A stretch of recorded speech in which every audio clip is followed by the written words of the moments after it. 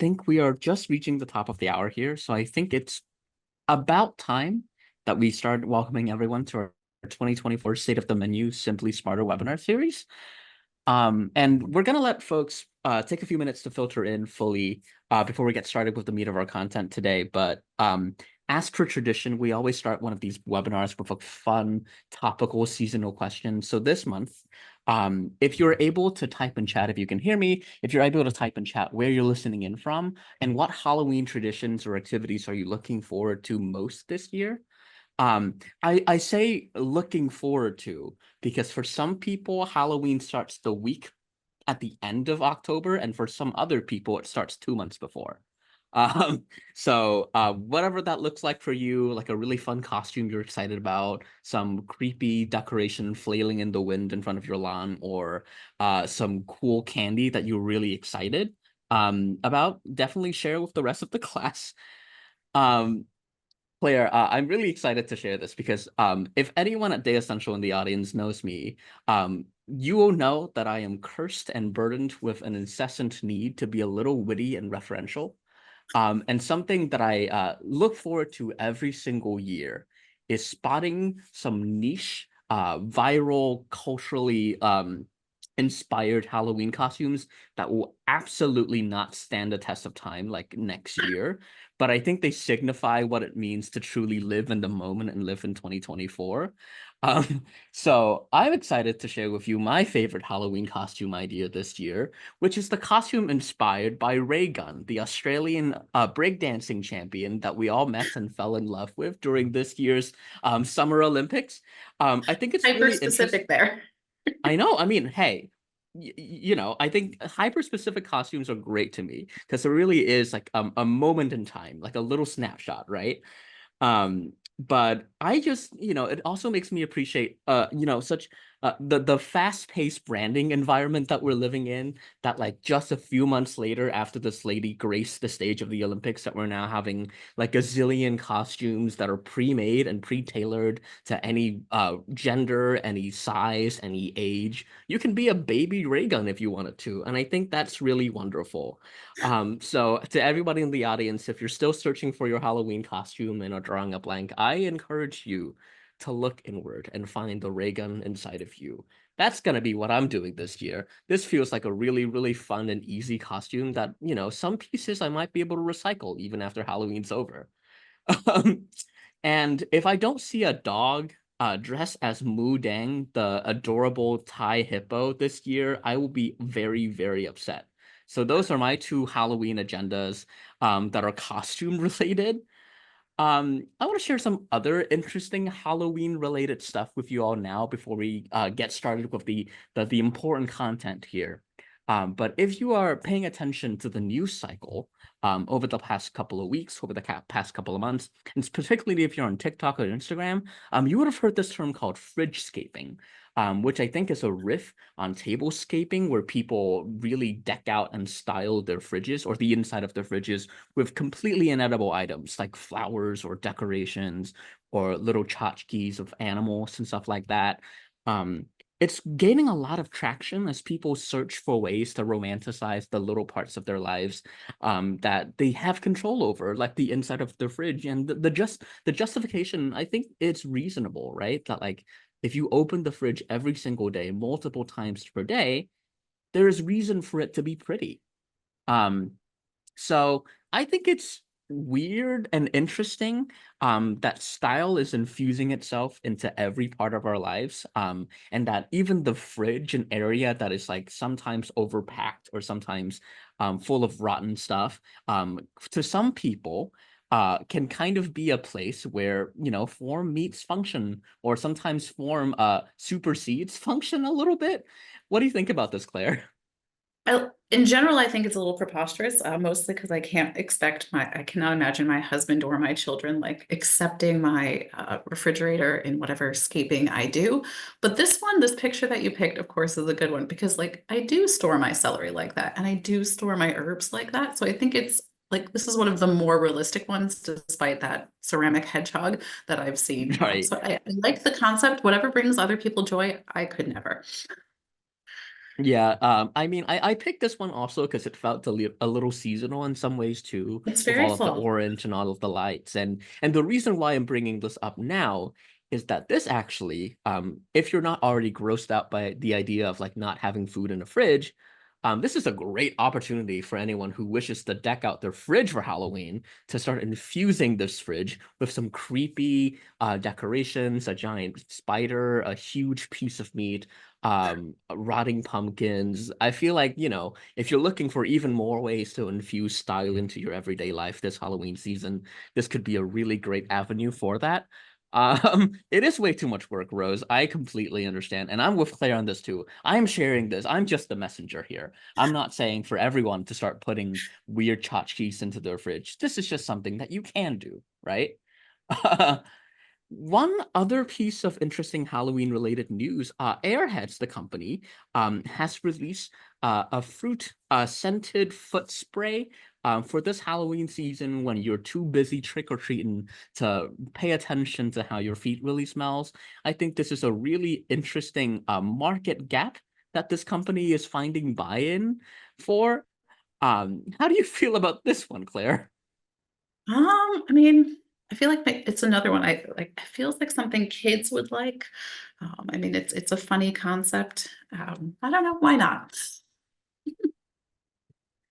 Chad is not convinced by this. Chad is Not really not convinced at convinced all. by I it. don't know. And you know what? I am kind of inclined to agree. I don't think I would personally want to purchase this, but I think you're right that like maybe kids probably find this really intriguing and just wanted to have some fun. I don't know. If And you have like a teenager and you're like, I encourage you to use something for your foot situation, I think why not candy I scenting? Right. And I do think, it personally, as someone who cares a lot about hygiene, I think I really appreciate when people are more attuned to how their feet smell. So maybe this is a trend in the right direction, even if the execution is a little flawed, right? One last Halloween things to share before we move on. Spirit Halloween is now staying open a little later this year. Around 10 or so locations in the Northeast are keeping their Spirit Halloween locations open for Spirit Christmas. Um, Basically transforming all of the things that you would love to get for Halloween with Christmas decorations, just a way for a classic company to find a new breath of fresh air, find a new wind, elf costume, like Rose says in the chat.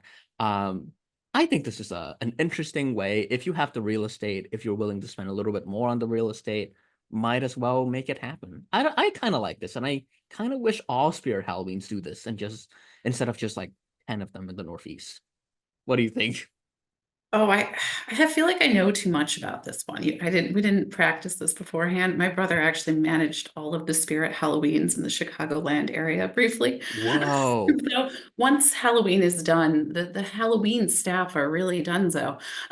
So I'm not sure that they'd be ready to go into elf costume mode, but we do have a large independent costume store near us that runs year round, and they do transition and they do have people coming to get lots of Santa outfits. So I can see it being a good business move, but I don't know about the seasonal staff. I mean, at the very least, I think there's a little bit of a buffer time between Halloween and Christmas for people to fully get prepared. Alice in the chat is Uh, saying that there should be a Spirit Thanksgiving, See, I would like which that, but I do not know what you would have there other than like, I don't know, here's a lot it of could just be a cornucopia turkey depot. displays. It's like costumes of the Barefoot Contessa. I don't know what would happen at a Thanksgiving store. Well, I mean, that's an opportunity for next year, I think. So that's all from me about my weird Halloween agenda. Welcome everyone. Glad to see everyone engaging with all of the interesting things happening in the season, in the world. And if you've stuck with us for a while and have tuned into these webinar series, thank you for being a fan. We appreciate you very much. But you have already known that the Simply Smarter webinar series takes place on the second Thursday of every month. So mark your calendars on November 14th for some cool winter trends. Haha, yes. Claire will probably be a part of that too. And our trendologists, Renee and Jacqueline, will probably also be present for that. So stay tuned. Um, and if you haven't already, I feel like folks have already done this. So great job, everyone. If you could just turn your chat setting from host and panelists to everyone, that would be really appreciated so that everyone can hear the wonderful thoughts you're about to share. Um, so with that, Let's begin the webinar today with, I would say, an evolution of something that we've always done. For the past several years now, as our Report Pro content library has grown exponentially, we've had this segment at the beginning of each webinar where we go through some interesting reports that have recently been released that Report Pro subscribers can check out. But I wanted to make this a little, I wanted to use you guys as a little guinea pig, if you will, today. And I'm going to share a sort of official, like, top 5 cool things that we learned this month out of only reports that were published in September 2024, and actually share with you a stat from each of these interesting reports to sort of tease your minds a little bit. So let me know if it works. Let me know if this is something that's appealing to folks. The first one that I'd like to share this month is an Inception Trends Trend Watch report that was published just at the beginning of this week.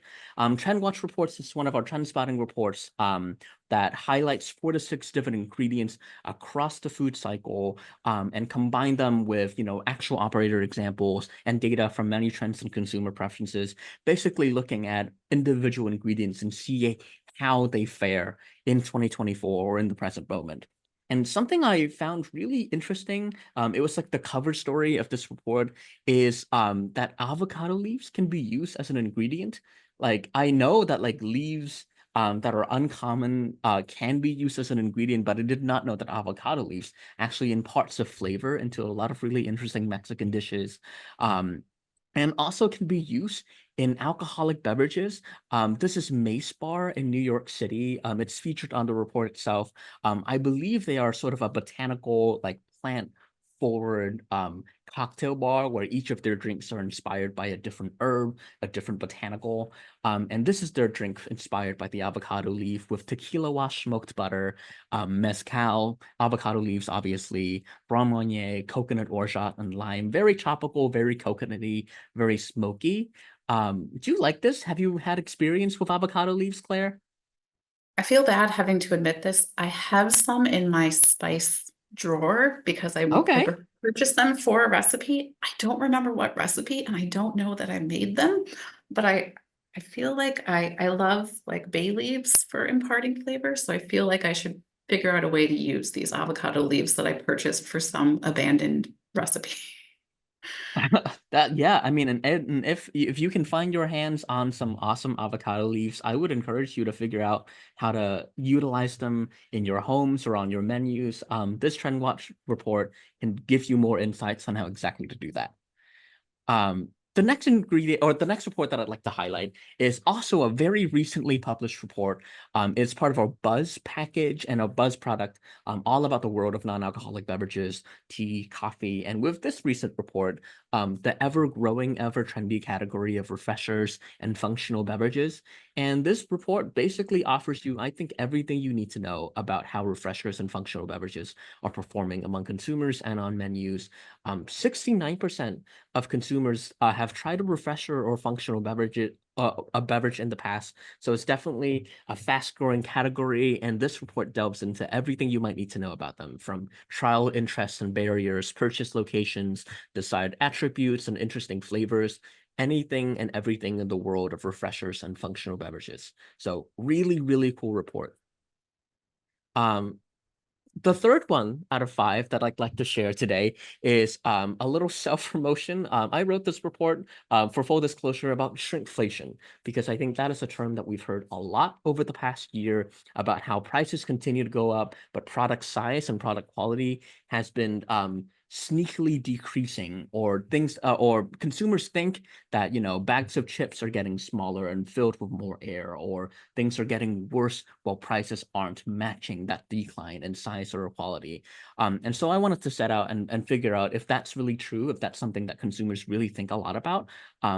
And if you are wondering if this effect is something that is on consumers' mind, let me be the first to tell you that this is absolutely something that most consumers have noticed, and they're strategizing and adjusting their shopping behavior to counteract these changes in price, quality, and size. So really, really interesting findings here if you care about sort of how consumers are reacting to the economics of shopping and eating.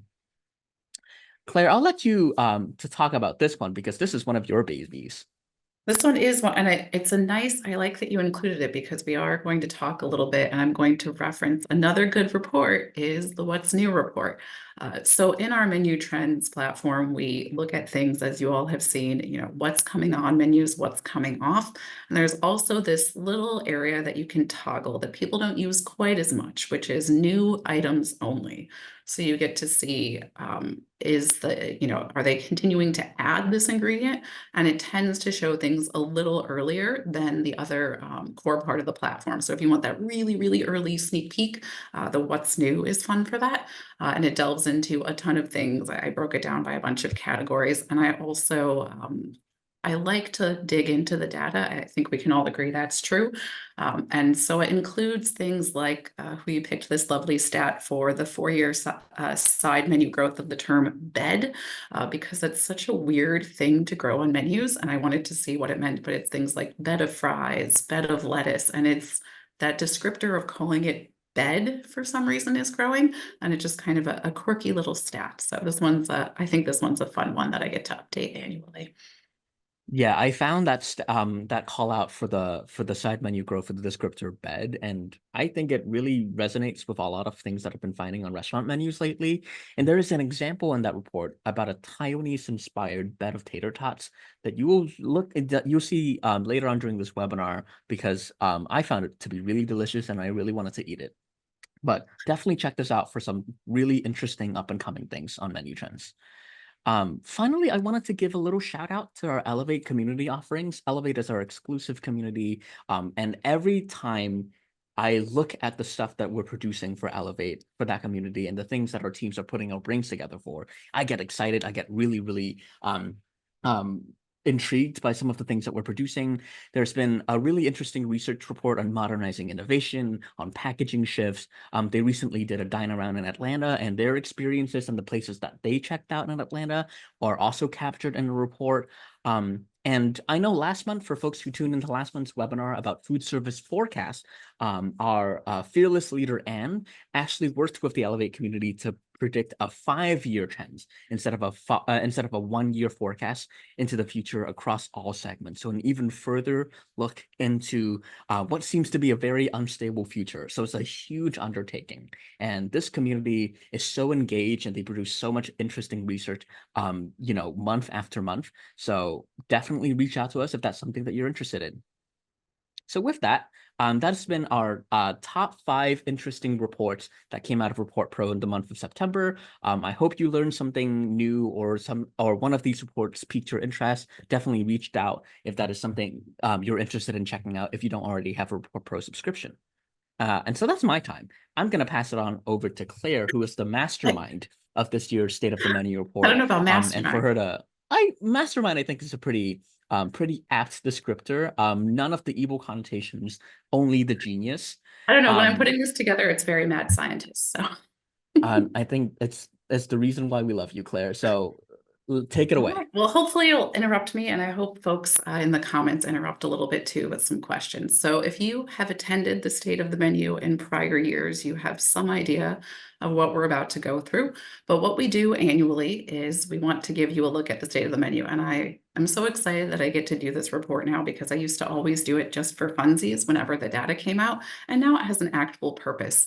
And this ends up being I will look at a bunch of food trends and what's going and coming off menus. But this is again all from that menu trends platform where we track 4,800 restaurants. That's the core database portion of it.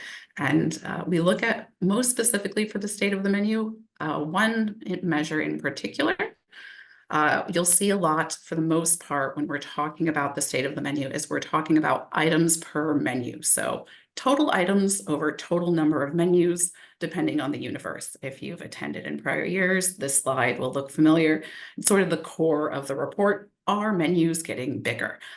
Generally, yeah, they are. They are getting bigger, and we can see that little shift there since 2020. We're creeping back on up. And we're getting there slowly. So this year, our overall items per menu is 121.4. And that's a little bit of growth versus the prior year. Usually the first thing people want to know, oh, okay, I guess we're Actually, doing a poll. It is my bad. I think this is my bad. I think that poll is supposed to come a slide later. So if you go to the next slide and then we'll talk about day parts afterwards.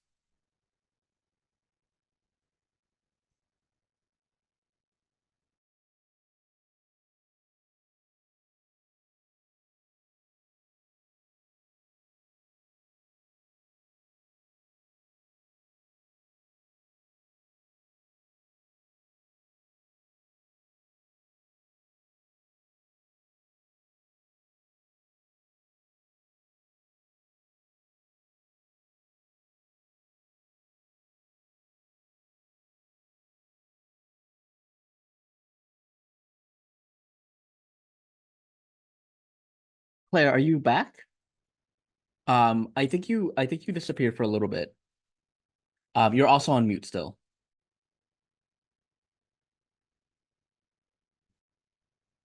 Claire, hello. Oh, I'm in Greenville, South Carolina, which is having some internet challenges still, so I'm doing my best. Hopefully that's the last interruption for us. So moving right along, menu size by segment is usually our next question of where menus are going from that time frame.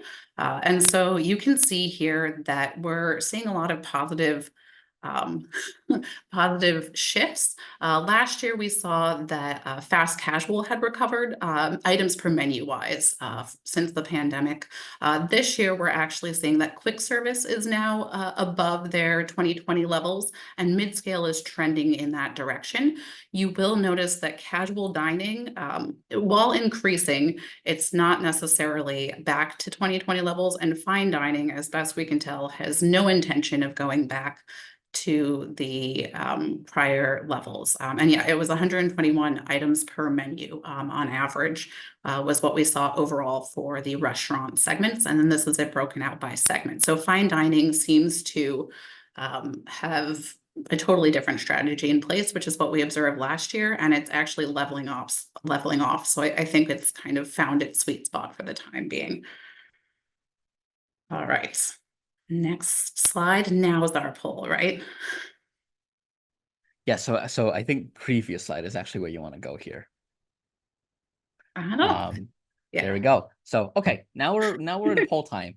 I think I briefly scrolled through the next the following slide, so hopefully people didn't actually see it. Um, Well, but we do have two good questions before we pull them. I failed in the internet issues to note two caveats. So no secret menu items would not be included because these have to be items we find on the menu. And this includes non-alcoholic beverages, but does not include alcoholic beverages because those menus are enormous and it would skew certain segments. And it does not include catering for the items per menu because that skews things a little bit too. So no catering, no secret menu items, and non-alcoholic beverages only. And given that, thank you for the caveats, Claire. Okay, time to launch the poll. Yeah, yep. awesome, cool. All right. So based on what we've seen so far, what day part, if we split that total menu category, what day part do you think saw the highest and fastest item per menu growth in the past year? So this is growth, not size. Ooh, I Interesting. mean, we've got a lot of people. I almost want to wait and see if we get everybody. You can tell people are debating because usually we have very high complete participation and it's just slowly rolling in. I think we've like gotten to about We like can call over it. I mean, half of there's a folks, leader. We or are not wrong, but there's a well, leader. I think I want to let this percolate a little longer, but Claire, we had a question in the chat, whether or not our data comes from in-house menus and not delivery menus.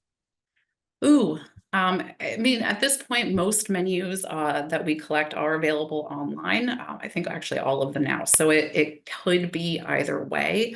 So often, particularly for those more quick service type of establishments, they're one and the same. So it would depend more by the segment, and we will actually be talking about some of that nuance in a little bit. Awesome. I think we're ready to call it now, yeah? Okay, let's do Okay, it. cool. Let's share results. Um, it looks like most people said breakfast. I mean, Um, breakfast has been a shining day part for a long time, and it still is for different things. This is just from an item per menu growth perspective, which the data showed something a little bit surprising this time. all right, here we go. Um, Obviously, the all-day menus are way bigger and they're way higher. Um, Yeah, and this would roll up all of the service periods. So if there is a happy hour menu, we will capture that. But it would probably fall to more towards the dinner day part. It would depend specifically. And that might be, maybe that's a good point. Maybe that is part of what's happening to the dinner menu. Dinner is declining a little bit, but lunch is actually growing finally, which is sort of surprising. Lunch, you can see it's the pink line. You can see it's starting to dip a teeny bit into the breakfast space. This is just items per menu. It's not necessarily sales. It's not necessarily any of those things. It's just those lunch menus are getting a little bit bigger, and they're offering a couple more options. And we will be digging into some of that. I think there is a little bit people going back to office. There's some Mhm. of that happening here. And then there's some shifts to wanting to have options for lower price points without necessarily making those price points happen on your all day or dinner menus. Okay. And now we're going to go into each one. I don't know. Yeah, there we go. Okay. So we're going to go by day part because we promised you day part trends. And we also promised you a little bit of glimpse into how to think about being kind of competitive and being the first actor. So usually when we do these webinars, we have two sets of people. There's the folks who really want to see really early stage stuff. I want to know what's happening, like what's so far out there, it doesn't even sound real. And then we have the folks whose businesses really need those later stage trends. You show them avocado leaves, and they're like, I'm not going to be able to use that for a good long time. But there's reasons to look at both. And it, of course, depends on your strategy, right? So for all of these, we're going to go by each day part, and we're going to look first at later stage, and then we're going to look at earlier stage, and you'll have them side by side. This one is more of a, I didn't want to do a poll because I feel like it would give away the answers, but we've already talked. If you're a big participant of these webinars, you've heard me talk about the nuance of the vegetarian pot thai versus the chicken pot thai.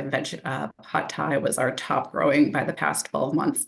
And that's driven because all day is the biggest menu part. And so it's also happening on the all day menu. And that happens, we'll see it a little bit later. That's those operators defaulting to the vegetarian. If I'm going to give you chicken, beef, or shrimp, you're going to pay for it. And so we're seeing some vegetarian growing, and specifically if the dish can stand alone like that, right? A veg pad thai, especially if it's one that comes with tofu, is pretty much a pretty filling dish, but it also usually has peanuts and egg. It's good to go. We've already talked about lemon pepper chicken wings. I think we've all talked about hot honey plenty, so we won't go into that too much. But what do folks think the smash is here? This one reminds me of the bed insight from the What's New, where you're like, what is smash? It's just like it could be everything. And it is mostly, it looks like chat has the vast majority is burger, but not all of it. The term that showed up is not smash burger, right? It's for it to hit that level of penetration, it's all the smashes together. So it's smash burgers. And then, of course, it's Renee who knows exactly what this picture is, which is the smash burger tacos. It's mostly smash burgers. It's also smashed potatoes. There's some smashed cauliflower, some smashed avocado. But you don't want to ignore those things that are all the things at once because it teaches you how to menu stuff, right? And it can also hint at other things. So while the smash taco is not necessarily the viral trend it once was, if you have smash burgers and you have tacos and people are buying it, by all means, be like Willie's Grill and Ice House and offer that middle taco option of the smash taco. Why not?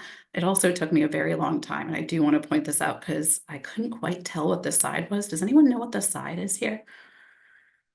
For a while, I thought they were enormous tater tots, which is not, oh, we got it right away. Well, they're very good at this. It's like you listen to trend webinars and this is your jobs or something. Very well done, team. Okay, we'll move on to the early stage all day. Chat is very quick today. It's we're feeling very awake today. Okay, Claire, late. before we move on, I just do wanted to give a quick shout out. I'm seeing folks raising their hands in the chat, and if you have a specific question for us, actually do send it to host and panelists, and we can definitely answer it for you, or send it out to the general chat. We'll definitely catch it and be able to clarify anything that you're trying to understand. So definitely do that. Yeah, back Thank to you, you. Claire. You're a great MC. Thank you for helping me out. For the early stage trends, we see that same nuance that we see for pad thai, veg, and chicken for tam kha, which is one of my favorite soups. So I love seeing it growing. Very excited. We also see cherry sauce growing. And I really wanted a good picture of this because I feel like when you see cherry sauce, you think like, and there's nothing wrong with your cheesecake topped with classic cherry sauce. Most of us would be pretty content with that, certainly at a diner or other experience. But these are that concept, but way more interestingly done. So there's like a black sesame cheesecake topped with a very like modernly spiced cherry sauce, and then it's also cherry sauces on all day menus paired with a protein like a pork chop or chicken in kind of a Manhattan-y sort of way. But alas, the internet didn't want to give me any good pictures from any restaurants that I could utilize. So you all get a picture of compressed tomatillos in this empanada that I believe the filling is smoked Gouda and oyster mushrooms. And so that's another one. I liked the compressed call out because we will, I think, see this in a couple other spaces, is whenever you see people going for that value play, a certain type of operator, your higher end kind of upscale casual and fine dining, they want to start showing off their skills. And so they're going to start compressing watermelons and tomatillos and whatever else they can do just to make it a little fancy. But it's not quite the same as when we saw it, 10 or 15 years ago, where they were like teeny tiny cubes and a teeny tiny plate. It's done more casually now. So it's something that I'm interested to see how it develops. It's not an entire All plate of right. compressed melon balls. I mean, I would like it, but I don't think it's going to be the next big trend. Watch it be the next big trend Oh on gosh, TikTok. no. Somewhere, someone is compressing watermelon. We do have a question from chat about what compressed tomatillos are. Um, I think there are multiple ways of doing it. The way that I know the most is using a vacuum sealer to basically suck a flavorful liquid inside of a vegetable or a fruit. Um, I don't know if you have any other simpler preparations of compressing vegetables, Claire. I mean, that's pretty much you're squishing them down in whatever manner. I think that's the most common. And then you can see the tomatillo looks much smaller than it would be Yeah. and much more, it's an intensely flavored product usually. Science nerds in the room, I think the best way to describe compressing is kind of like a process of osmosis where you want to remove a lot of the original moisture of the vegetable and then infusing it with the flavorful liquid that you want to infuse it with. Really interesting, or even intensifying that like original flavor of that tomato or tomatillo or cucumber or melon. Really interesting technique. I do have a quick question for you, Claire, and it's okay if you don't have an answer to this right now, but there are a lot of like specifically Thai dishes at the forefront of the growth on all day menus. And I was wondering, when you're digging into this, do you get a sense that these are mostly popping up in sort of like Asian or Japanese or Thai restaurants, or if these dishes have escaped the confines of the original cuisine? It's mostly that they're crossing over just now into Japanese or Chinese restaurants, but there are some examples of them escaping their cuisine or escaping their usual part. It's not going to be captured here, but I know Emily on the team found things like tom yum as a flavor is teeny tiny, but showing up in cocktails. So there's some signs of Thai food breaking out of its cuisine type. Awesome. Shall we move on to breakfast? We shall. Okay, moving on to breakfast. I love a good breakfast trend. I was hoping for pretty pictures of mussels for breakfast. Lots of that is brunch, but some of it is proper breakfast. Brownies is in fact brownies as dessert, as well as like brownie breakfast starches. Chili oil and balsamic glaze, fairly intuitive. Kimchi, while intuitive, I particularly liked this menu example because one, it's a kimchi hollandaise, which is a little bit of an unexpected pairing.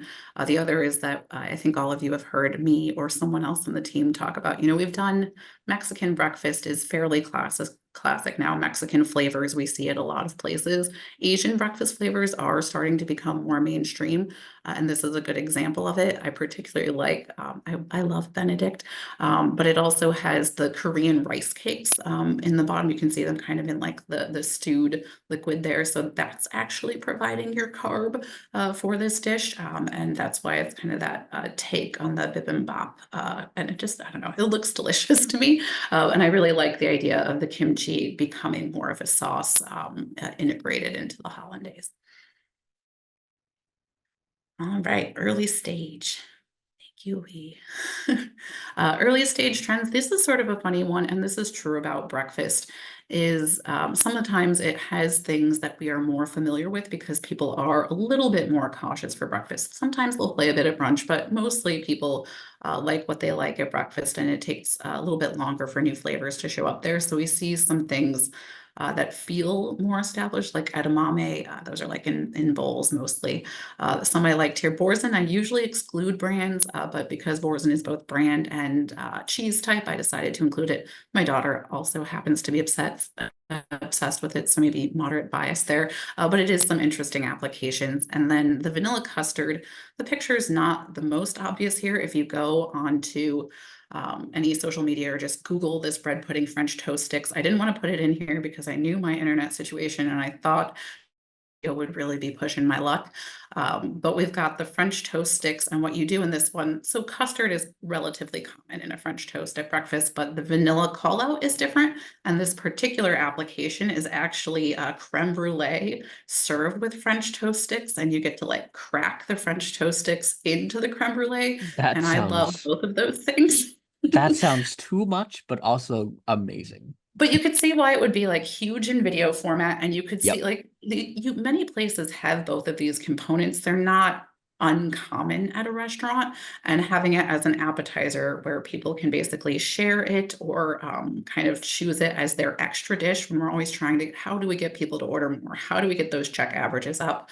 You Hmm. offer me the option of dipping French toast sticks in creme brulee, and I will consider increasing my check average. So I liked that example. And that's one of the early stage trends. Oh, and then chowder, which cream, potatoes, it's already kind of breakfasty. Why not add it to the brunch menu? And it looks like that's starting to happen. One of the things that I'm noticing across these steaks parts, and you see more of these later too, is that I think a lot of items and preparations that we think of as nostalgic are showing up. We've talked about nostalgia for a while now at Data Central, and I think it's also taking its effect here too, especially with like vanilla custard and chowder. I think, and also brownie over here too.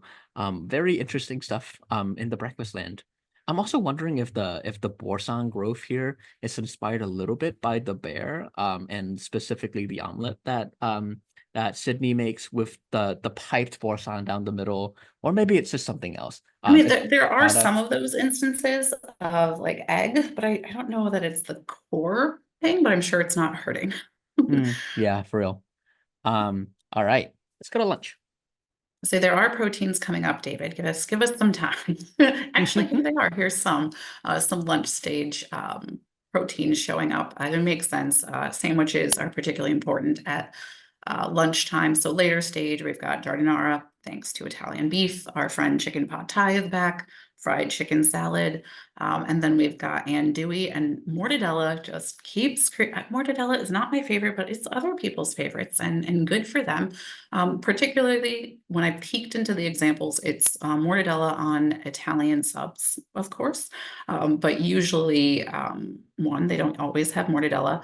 And two, they don't usually have a call out of pistachio. So there's, the mortadella that also has the pistachio integrated as part of it. I tried to look for a nice picture of that. Instead, I got this pizza that has both pistachio and mortadella, not the mortadella I was trying to show you, but this is a nice example of another way to do it. And this one's hitting on a lot of trends with mortadella, pistachio, and hot honey on a wood-fired pizza. And early stage has a lot of different things going on because there's ground chuck and then there's king salmon, yuzu, lots of flavors happening, yuzu, mango habanero, and coconut curry. This is an example of the salmon, king salmon as a call out from this is particularly on their lunch menu, salmon asado tacos from Hatch Taqueria in Jackson, Wyoming. And last but certainly not least, we'll talk about dinner. Dinner is such a funny one because it is driven primarily by fine dining. So it does tend to be the earliest stage trends. So maybe not applicable for all of you, but they could branch out from this space. You'll also see dinner is where, because of the nature of who menus a separate dinner menu, it's often where the seasonality and that those seasonal flavors show up the most. And because of when this report is looking, we're looking at year ending Q2. It tends to be, are people featuring more of these late spring, early summer ingredients than they were the prior year? And in the case of summer squash and gazpacho for dinner, the answer is yes. And then I also like that to see the and oh my gosh, agno latte showing up. That's one that was trending 5 or so years ago and seems to be coming back. So that's it's always fun when you see something that used to show up in menus coming back. And so this one is kind of more of a summary take on it. I think it's filled with like ricotta and all that good stuff. Okay, and then our early stage trends. We've got like another one where I wanted pretty pictures. I could not find great pictures of the mango salad. This tends to be a mango iteration of the papaya salad we talked about on a prior webinar. And then I did see, I wanted to find a good picture of scamosa cheese. I could not find a good one in the US. So you have this lovely photo of a pizza from Scotland. But in the US, we are seeing it kind of used like burrata for dinner almost. Obviously, totally different textural experience, but served in a similar way where it might be more prepared, topped with tomatoes, kind of oven roasted. Oven roasted is the wrong word. Kind of seared, almost like a halloumi would be, is what some of the menu examples have. All right, so that was our cover on day parts. Now this one is a hard one. I wanted to pretend this slide didn't happen, given what we do here. So what I do in the state of the menu is for menu trends, how I do what I do and how the rest of us do what we do here with that platform is we have this enormous dictionary of terms, and we're seeing, is that word, I don't know, agnolotti growing or declining on menus? And so I export all of those words, every single one, in our database, and I see if it's grown over the past 12 months or declined. We used to see a lot more gainers. Now there's more decliners, which, given that my job is to tell you what's growing for the most part, that was an unsettling finding. But stick with me here. And we will let you know what's happening. So when I saw that, I wanted to be, no, you're good, keep going. I wanted to be really sure what's happening. My first thought was, is there one segment driving this?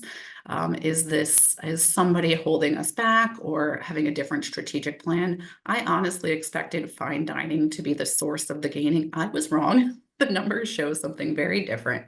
It is important to note our holding steadies tend to be those really, really tiny trends. So last year it had 0, it still has 0. Last year there were 2 restaurants offering it, there are still 2 restaurants. That tends to be our holding steady. There's not a lot that, hold steady at, I don't know, 53.2% or something random like that. Those are all the little ones. So the focus ends up being more those gainers and decliners. And you do see that actually quick service and mid-scale have a lot of growth, which I think makes sense when we think about what's happening innovation-wise. I've seen a lot of interesting innovation happening at quick service, and mid-scale, who's the source of ubiquity, actually has been doing some really cool stuff. So kind of cool to see that the data supports that. They have a lot of gaining terms and they're making some innovative plays. So. And then this next slide really reassured me to what it is I do here and what you all do here.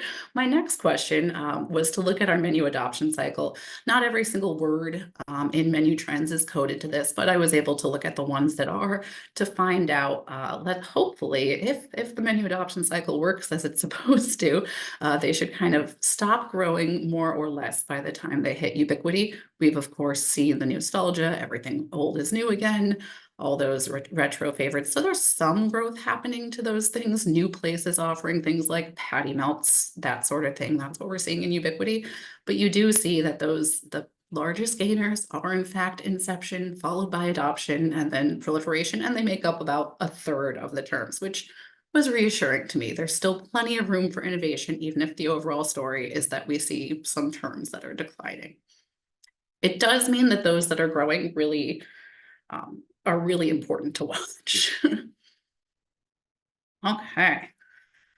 Another one that we do each year is this items per menu by segment. So we, want to take a look at this. The story for the past several years has been that chains are kind of holding back. I want to see how this plays out before I try to confuse my staff, make things challenging for my franchisees, all that good stuff. That is changing. Independents, which had been making bigger gains, are kind of stabilizing the size of their menus, and chains are ready to kick into innovation more and to kind of have strategies around their plans to which things make sense to make their menu bigger. And we saw a pretty big jump year over year. All right. And again, we've looked at sort of some weird granular places, right? What's growing really early stage under 1% penetration on dinner menus and a bunch of kind of more random what's coming next. I think there's a lot of reasons for some of us on the call to just see what's fastest growing at those enormous chains, 250 plus. What are the trends that are kind of really pushing the awareness of lots of people? Big chains are what they have available to them. These are the things that are certainly going to influence retail if they aren't already. And they also still have cool stuff going on. And I think when you look at these terms, they seem kind of, I don't want to say plain, but they're very familiar for lots of us. But like passion fruit is on here. Of course, we have a flavored barbecue sauce. But when you see how chains are doing something like mango lemonade, I think it really kind of hits to the innovation that's happening here. So we're gonna go into that.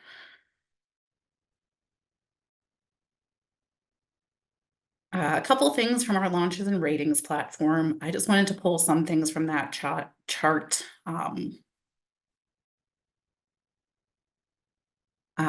So a couple things from that chart to show what's going on there. The mango lemonade with boba. For those of you who have not seen us do the launches and ratings before, it's a platform where we take new items and limited time offers and returning items from major chains, and we test them with consumers. We get a bunch of different metrics. Though perhaps the easiest to interpret is the composite score. So when we combine, purchase intent, uniqueness, value, all that, what's the overall, out of 100, how good is this thing? This item got a 72, which when you think about like an iced mango lemonade with boba getting a 72, does that seem like I would have never 5 years ago seen this one coming?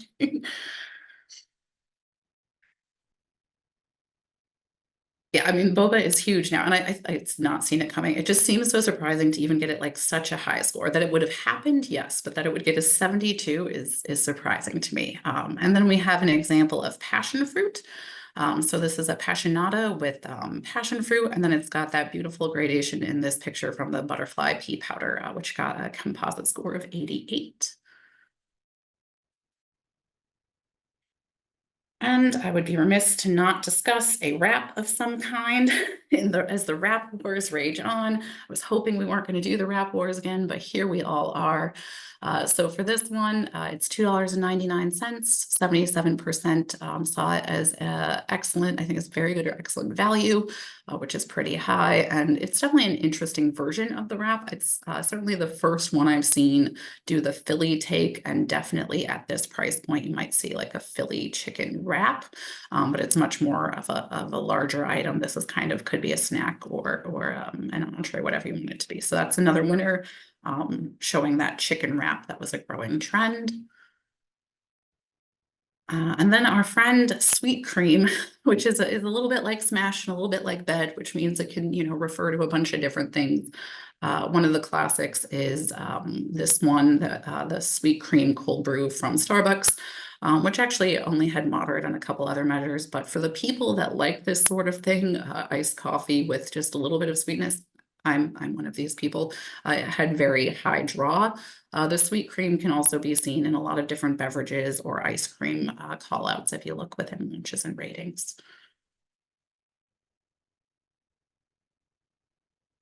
Yeah, there are like dirty sodas using sweet cream and even like blended like frosted lemonades that call out the sweet cream flavor. And then for churro, churro is one that I'm very glad continues to trend. And this ice cream with the 99 composite score is just kind of amazing.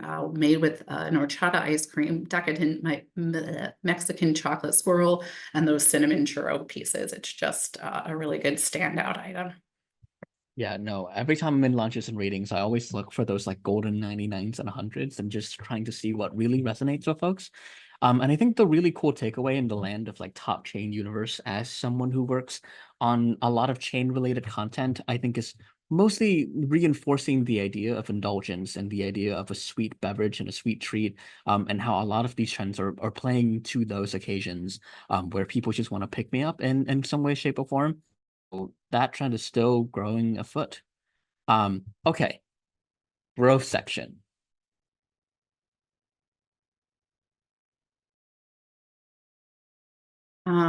Okay, so the other thing that we did, so we looked at chains, right?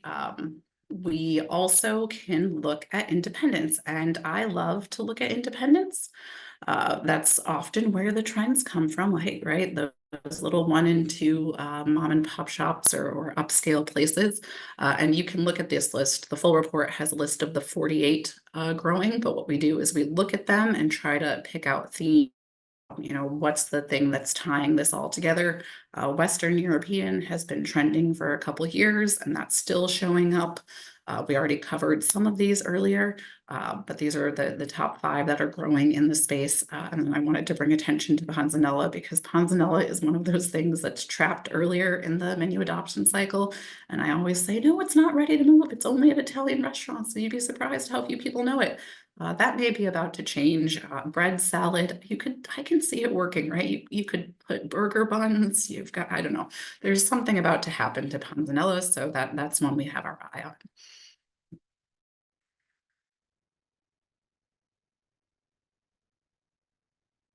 And then we've got produce. This is partially, I just love fun colored produce, but so did the data. So we've got candy cane beets are growing particularly quickly. Some of that is the timing, again, year over year, that late spring, early summer. It's a good time for candy cane beets. So we're seeing that growth. And then just generally those eye-catching pink grapefruit. And then slightly upscale on a very classic. So Roma tomato, Kennebec potato, and then sauteed baby spinach is just a nice approachable way to do a nutritious green that lots of people like versus some other greens that have had their moment as of late. And this one surprised me. I feel like you don't often get a pastry case good. The pastry case goods is what's up, right? Things are slowing down on my end. I hope I don't go disappearing again on everybody. Nope, you're So good. Pastry case goods okay, is the up. pastry Yeah. case goods. It's rare that you see that. I was trying to figure out what connected all of these. And to me, it's desserts that don't necessarily require prep in the moment, right? A Mm. slice of pie with an Oreo cookie crust or something you can keep in a cold case, or in some of these, you don't even need refrigeration. The Oreo cookie crust products mostly do, because they tend to have like a cream cheesecake situation on top. But like almond flour is mostly in muffins and cookies. The bran muffin, talk about old is new again. There's one for you. Double chocolate cake. This one might have a bit of the bear effect happening, a giant chocolate cake. And then whoopie pie is one. I feel like I've talked about this before. That one circles through every 3 to 5 years, whoopie pie and like toaster pastries. But I think this one might have a little bit more staying power this time. We'll see.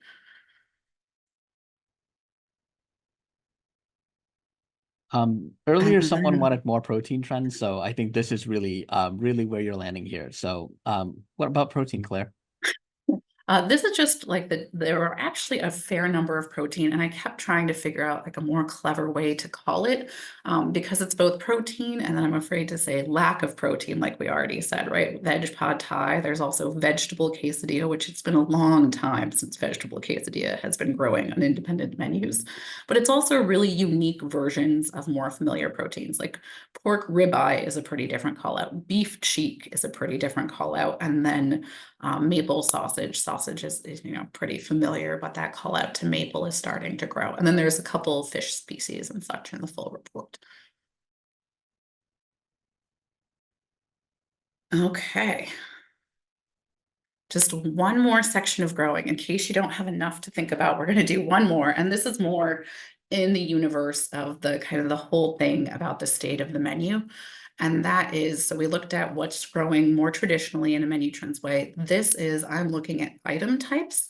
So in our platform, we have things coded to specific item types. So we can focus in on all of those and do that. So we've Claire, got Claire, to clarify, this is not just limited to independence, right? So this is the entire correct. universe. Cool. Awesome. Yeah, this is from the total universe. Thank you for that. So last year we saw wings were the top growing item type. Wings are still very, they're the second most growing item type, and this is by the growing by items per menu. So pizza, if you have pizza on your menu, you are adding more pizzas varieties. So the number of items per menu is growing. I look at it in both ways. We'll see items per menu, and then there's one kind of penetration standout. So pizza is the overall winner, and it is, here are some top growing ways that pizza is happening. And it's a lot of that um, kind of Latin American type of flair. Looks like we want the prior slide. I don't know. Another one, top growing entree by items per menu. And I believe, if I'm not mistaken, it may also be important by penetration growth. But of course, rice entrees, which is where bowls live, still having a good year. So that's another one that's growing. I realize we're actually running out of time. We always run out of time, even if it's just mostly me, apparently. Other potato sides has had a couple good years, and that's driven primarily by potato chips, both house-made and classic package being called out in menus. That's what's driving the cracked pepper growth. And then other potato side is where tater tots fall, and loaded tots would fall to that spot.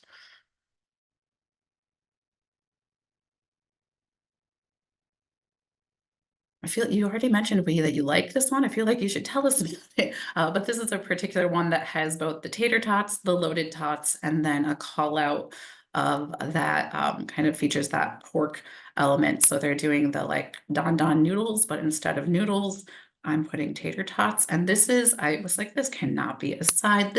We had to be confused. This is clearly an appetizer. So I went to their menu. It is a side. We are not confused. We know what we are doing here. I But think if you this like is a something great one. enough, I think if we like something enough, anything can be a side if you really want it to be. I mean, I love So it because yeah, now I can have it as a side and feel completely reasonable instead of trying to convince someone to split an appetizer with me. So exactly. And I think we just have one more actually. So we're doing okay on time, I we think. did good. We made it. We made it, and I think we have potentially some questions. This one last year we had one where I really had to explain how we kind of code things and where things live.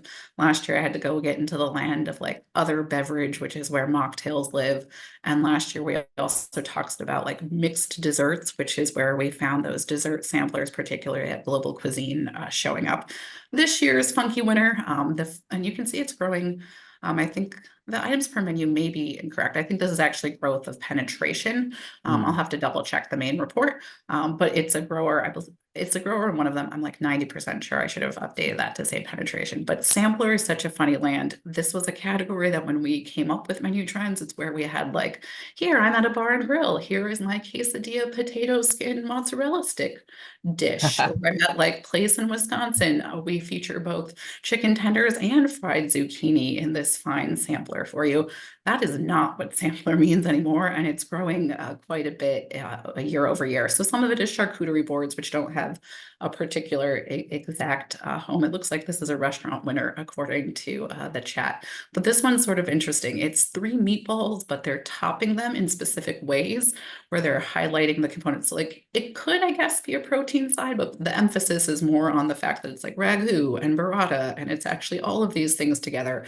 And we're seeing more of that where we realize that you're not able to get every entree that you want or every appetizer, and we no longer care that it's maybe a little confusing to put these things together. What is the new meaning of sampler? Three of anything plus another thing. There's like dips in there are growing, which we have a dip category. But once I have three dips and now I've added grape leaves, or I've added char grilled octopus. It's clearly not a dip appetizer anymore. It's just an all the things appetizer. I So think samplers.